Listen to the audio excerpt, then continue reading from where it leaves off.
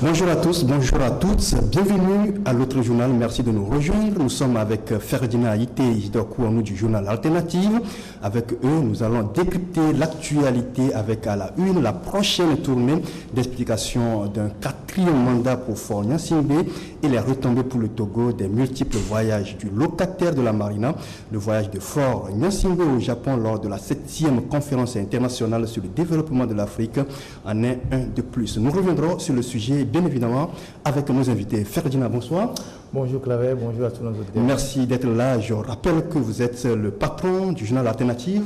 Isidore Kouanou, bonjour. Bonjour Claver, bonjour à tous les internautes. Merci d'avoir répondu à notre invitation. Merci. Et je rappelle que vous êtes le rédacteur en chef du journal L'Alternative. Merci d'être là. Ferdinand, on va commencer avec ce sommet Afrique-Occident qui s'organise tout récemment. Il y avait un sommet Japon-Afrique et sur le plan continental, on se demande ce que l'Afrique gagne de ces sommets qui se multiplient partout. On parle par exemple des sommets France-Afrique, Inde-Afrique, Chine-Afrique et j'en passe. Oui, c'est quelque chose de préoccupant et la question est assez pertinente. C'est vrai que depuis un certain moment, on connaissait le sommet France-Afrique qui rentre dans la droite ligne des relations séculaires entre la France et certains pays africains. Et puis après, on a eu le sommet Turquie-Afrique, Chine-Afrique, Inde-Afrique, Israël-Afrique. Et je faisais une blague en disant si par hasard l'Afghanistan organisait un sommet avec l'Afrique, tous les chefs d'État africains vont s'y rendre. C'est quand même bizarre que les Africains, les dirigeants africains soient friands de ces genres de rencontres qui, de mon point de vue, ne rapportent pas grand-chose au continent, si ce n'est que le tourisme de ces chefs d'État-là. Vous voyez, nos premiers chefs d'État africains étaient des gens très respectés. Vous prenez Sékou Touré, vous prenez Amadou Ahidjo, vous prenez Sylvanus Olympio, ces gens-là, quand ils débarquaient, par exemple, aux États-Unis dans les années 62, 61 pour certains, c'est le président Kennedy même qui se déplaçait à l'aéroport pour les recevoir et il parlait d'égal à égal. Et vous pouvez voir les images, vous pouvez fouiller dans les archives. Mais aujourd'hui, depuis les coups d'État de 63, où on a vu les soudards, les anciens sergents-chefs prendre le pouvoir et tous les sous-préfets qui ont suivi, on voit qu'on n'a aucun égard pour les chefs d'État africains. Et pour revenir à ce dernier sommet Japon-Afrique, vous pouvez comprendre, ou on peut rappeler rapidement à ceux qui nous entendent et nous écoutent, ou nous suivent, que dans les années 60, l'Afrique en général, ou certains pays africains, étaient au même niveau avec certains pays asiatiques. Et que 50 ans après, il y a quand même cet écart qui sépare ces deux pays, ces pays-là. Et je ne sais pas ce qu'on va chercher au Japon qu'on ne peut pas avoir chez nous, parce que nous sommes assis sur des mines, nous sommes assis sur des richesses inestimables, nous avons des populations jeunes qui ne demandent qu'à être mis au travail, nous ne faisons absolument rien de ces richesses-là, et nous courons à l'extérieur pour aller chercher des miettes dans ces sommets-là. C'est quand même dommage, et cela montre à quel niveau nous n'avons plus de dirigeants visionnaires, nous n'avons plus de leaders en Afrique. On a des chefs d'État où on a des gens qui gèrent des comptoirs, comme à l'époque de l'esclavage, qui sont des gestionnaires de comptoirs d'esclaves. Mais on n'a pas véritablement des chefs d'État qui sachent se faire respecter et qui ont une vision pour leur pays. Voilà. Okay. Et Isidore, est-ce qu'aujourd'hui, un pays peut se développer sans une coopération avec d'autres pays?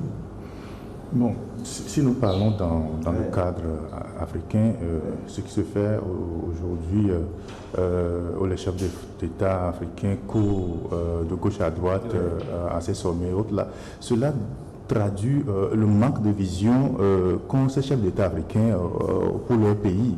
Hein. Nous avons nos richesses ici en Afrique que nous pourrons exploiter pour développer le continent, pour développer nos pays.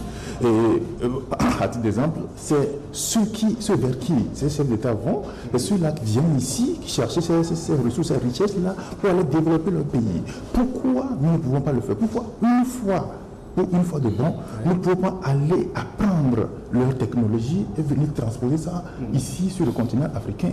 Pourquoi chaque fois, vous pouvez aller voir ces responsables lors des sommets que vous avez énumérés ici tout à l'heure, pour vouloir développer l'Afrique, pour pouvoir tirer quelque chose. Bon, d'ailleurs, qu'est-ce que l'Afrique gagne à travers ces sommets, à travers ces rencontres? C'est une coopération gagnant-gagnant.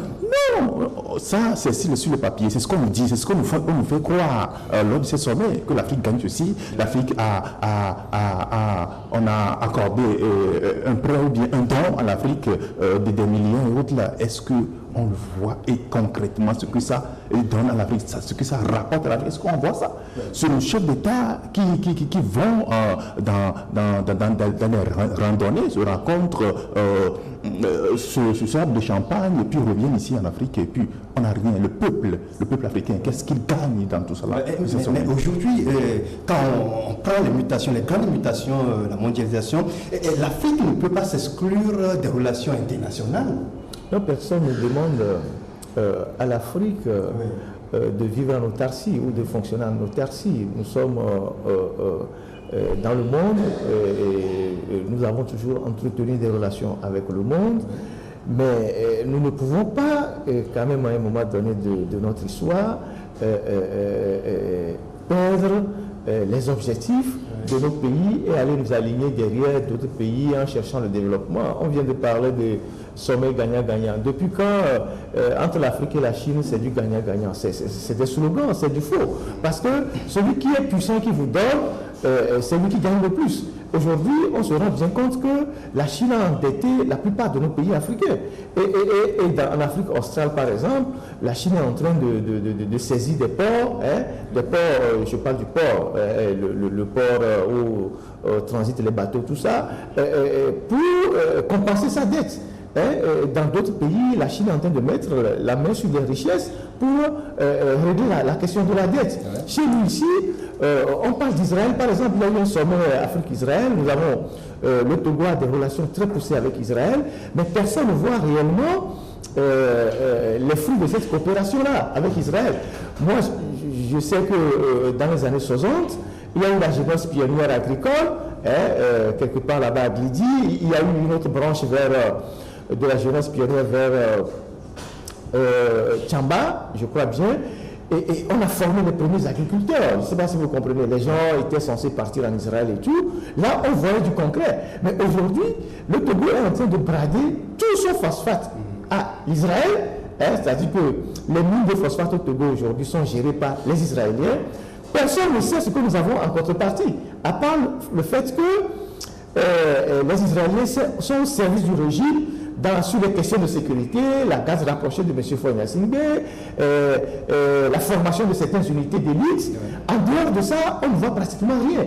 Et donc, quand on voit un pays comme Israël, qui fait peut-être la moitié du Togo, rassembler toute l'Afrique entière dans un sommet, où vous voyez tous les chefs d'État africains alignés comme des élèves autour de Benjamin Netanyahu, il y a quelque chose qui doit choquer. Ou quand vous voyez les chefs d'État africains qui sont alignés tout autour du premier ministre japonais, il y a quelque chose qui doit quand même toucher notre fierté.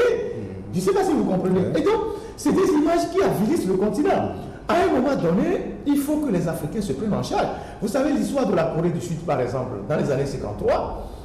En Corée du Sud, les régimes qui étaient là-bas, pour lutter contre la corruption, on a mis tous les voleurs dans une salle, comme dans ce studio. On a dit à ces gens, vous avez détourné l'argent du pays, tout le monde sait que vous avez volé de l'argent. Vous ramenez tout cet argent dans le pays, vous investissez, ou bien on ne vous passe pas les armes. Et c'est comme ça que les gens ont ramené l'argent dans le pays. Ils ont commencé par développer de grandes entreprises. Et vous avez aujourd'hui les firmes comme LG, comme, je ne sais pas, Samsung, tout ça, qui font la fierté de la Corée du Sud. Ces pays n'ont pas grand-chose sur le territoire, mais ils ont investi dans la recherche, dans l'éducation, dans la formation. Et à travers la formation, la recherche, ils ont eu accès à la technologie. Et donc, qu'est-ce que nous faisons? À part le fait que nos chefs d'État vont à ces sommets comme du tourisme, on a eu dans ce pays plusieurs voyages. Même les voyages de Faure Gnassingbé, cet argent peut déjà servir à faire des forages, à faire des pompes, à construire des écoles, à pas arrangé des dispensaires. Justement, on va y revenir. Vous voyez, et donc, c'est des dépenses inutiles. Et si on était à l'époque où les coups d'État étaient... les coups d'État proliféraient en Afrique, et que les coups d'État se faisaient en absence des chefs d'État, tous ceux qui étaient partis au sommet Afrique-Japon, là, la moitié n'auraient pas retrouvé leur siège. Oui, c'est parce qu'à l'époque, en Afrique, les gens faisaient les coups d'État quand les chefs d'État étaient en voyage. Donc ces gens-là n'auraient pas retrouvé leur siège. Voilà. Mais on a l'impression que quelque chose ne va pas. Et hier, on parlait de la coopération nord-sud. On change de perspective, on parle de la coopération sud-sud. Et est-ce que c'est l'Afrique qui se met en position de faiblesse dans cette coopération, ou bien ce sont les partenaires qui affaiblissent davantage le continent africain? Vous savez, Claver, il y a une question que je ne sais pas si les chefs d'État africains se la posent. Pourquoi est-ce que ces gens-là affluent sur le continent? Qu'est-ce qu'ils voient? Qu'est-ce que le continent a comme richesse, comme valeur? Pourquoi ces gens-là affluent sur le continent? Oui, mais pourquoi est-ce que nous-mêmes, nous ne pouvons pas nous lever et décider de notre développement avec tout ce que nous avons comme richesse sur le continent et que nous avons besoin d'aller vers ces gens-là? Aujourd'hui, on se rabat sur l'Asie. Ces pays qui avaient le même niveau que nous en Afrique dans les années 60, 50, même dans les années 80. Et aujourd'hui, on voit comment ces pays émergent. L'Afrique est incapable de faire ça. Les dirigeants africains sont incapables de conduire des recherches, des études, pour voir dans quelle mesure, pourquoi, par quelle voie nous pouvons aussi arriver à ces étapes-là. Ils sont incapables. Et c'est aller se fourvoyer dans ces sommets, dans ces trucs-là, et après revenir ici avec des forums, parce que, entre-temps, ces gens-là leur avaient promis un retour dans leur pays. Alors là, on cherche, je ne sais pas, une terminologie. Voilà, forum Japon au Togo, forum UE au Togo, et puis c'est ça. Et on dit, voilà, c'est ce que nous travaillons, nous voulons développer le pays. Tous ces forums qu'on organise ici aujourd'hui dans nos pays africains au Togo, quel est le fruit? Quels sont les fruits que nous avons de ces forums-là, de ces rencontres-là dans nos pays? C'est ce que nous demandons. Nos chefs d'État manquent cruellement de vision, pour leur pays. Et voilà, c'est ce qui explique le sous-développement, c'est-à-dire la misère que nous connaissons aujourd'hui sur le continent. Et c'est vraiment, ça fait pitié. Et pourtant, les élites, on n'en manque pas en Afrique. Oui, les élites, nous avons des élites paresseux, eux aussi ne veulent rien dire, ils se complaisent dans ce qu'ils se font, et ils sont incapables de dire la vérité telle qu'elle est au chef d'État, à le truc là. Certains ont peur de perdre leur pain quotidien, leur ventre, parce que le ventre se retrouve entre les mains de ces chefs d'État, de ces dirigeants-là. Ils ne veulent pas leur dire la vérité. Certains, parce que par peur de perdre certains privilèges et autres, là, c'est ça. Est-ce que ce sont les intellectuels qui sont paresseux, ou bien c'est parce que la société dans laquelle ces intellectuels vivent n'a pas besoin de... Bon, Ferdinand. Oh, les intellectuels, moi je n'aime pas trop en parler. Peut-être que nous en faisons partie, je n'en sais rien. Mais il faut quand même dire que cette élite-là, c'est le prolongement de ce qu'on a connu. C'est des gens qui sont au service du colon. Ce n'est pas des gens qui réfléchissent véritablement au bien-être de leur pays. Ils ne sont pas dans les débats pertinents, ils ne sont pas dans les débats intéressants. Ils sont à la recherche du bien-être, de leur réussite personnelle. Et donc, moi, les intellectuels, je n'en parle pas trop parce que si nous en sommes là, c'est aussi la faute à ces gens-là. Permettez-moi de rester avec vous pour parler du Togo, ce que ces sommets rapportent au Togo, parce que si on split un peu le bilan de Faure Gnassingbé, depuis 15 ans qu'il a multiplié des voyages, et si on devait faire le bilan justement, qu'est-ce que le Togo a gagné concrètement dans ces voyages de fonds nationaux, sans compter aussi les forums. Non, c'est des dépenses inutiles. C'est des dépenses inutiles parce que on a besoin d'un président qui soit au pays, qui travaille, qui mette les gens au travail, plutôt que de faire le tour du monde. Je me dis, si on se met à calculer, à faire un peu un calcul élémentaire sur les coûts des voyages de M. Faure Gnassingbé depuis 15 ans, je pense que ça peut avoisiner, même dépasser le budget d'une année du pays. Parce que c'est des milliards qui sont engloutis dans les voyages. Faure, il part toujours en jet privé, le reste de la délégation prend des lignes ordinaires, toujours en classe en business, et puis les hôtels les plus huppés au monde, c'est là où il atterrit. C'est des milliards qui sont engloutis dans les voyages. Et les annonces qu'on nous fait souvent lorsqu'on revient de ces voyages, ou bien c'est pas lui-même qui nous fait les annonces, mais ce sont ces porte-paroles qui nous disent oui, voilà, nous sommes partis en Arabie Saoudite, rappelez-vous, il y a 4 ans, nous sommes partis en Arabie Saoudite, l'Arabie Saoudite a promis 1000 milliards au Togo pour faire le dédoublement de la voie Lomé-50C en une autoroute. Ça fait plus de 5 ans, on n'a même pas connu le début de l'autoroute, on n'a même pas vu un seul franc.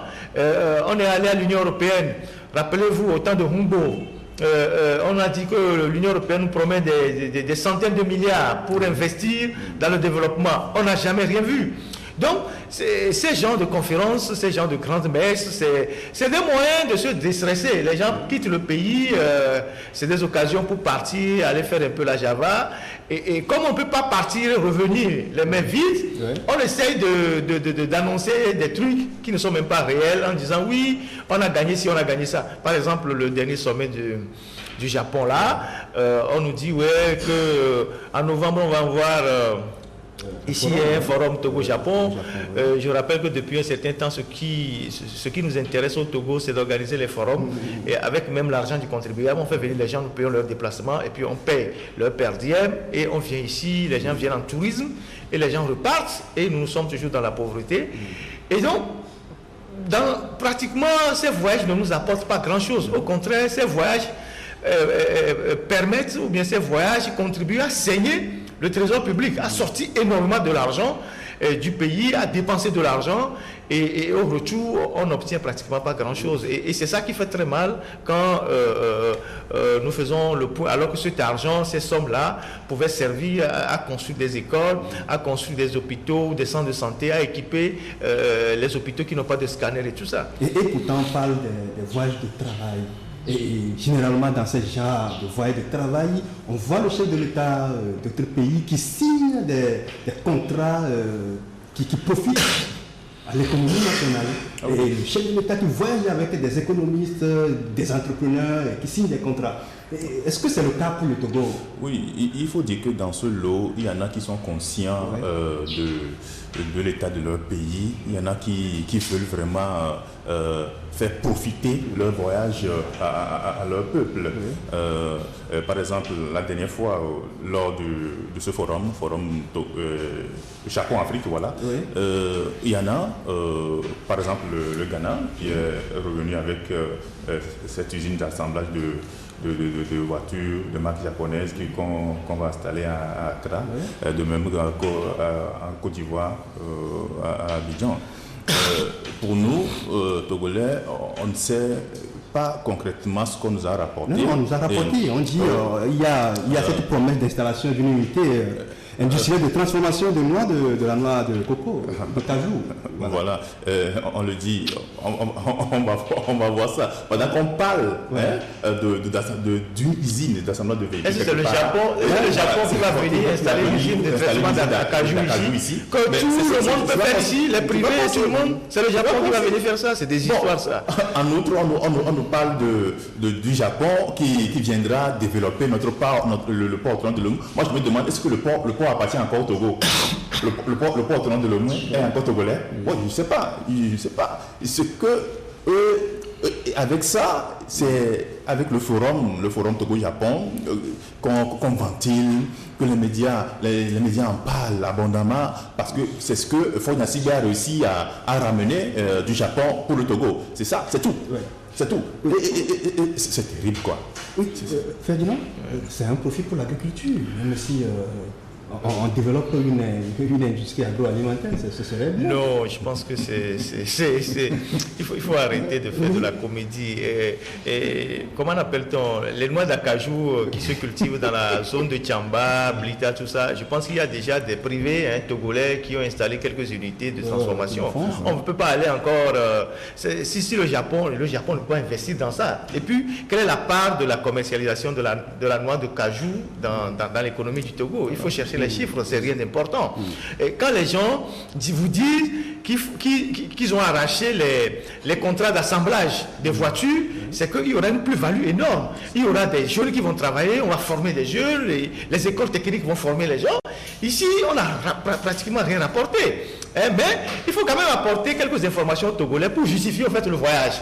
Donc on dit, le Japon va rentrer dans le port autonome de Lomé. Oui. Mais je rappelle que LCT, qui est à côté du port autonome de Lomé, les Chinois sont déjà rentrés dedans à hauteur de 50% du capital. Et personne ne sait où vont les recettes de ce port privé qui est à côté du port normal, qui lui, la partie juteuse est déjà aux mains de Bolloré. Donc voilà comment les Africains bradent leur pays pour des intérêts vraiment mafieux et leur propre intérêt. Et donc il faut arrêter de parcourir le monde à la recherche de je ne sais quels fonds. Les fonds sont ici, les richesses sont ici, les moyens sont ici. Il faut investir dans l'éducation, il faut investir dans la formation et mettre les gens au travail. Et je suis convaincu que d'ici 5 ans, 6 ans, l'image du Togo va changer. Il faut mettre les gens au travail. Et ici, on ne met personne au travail.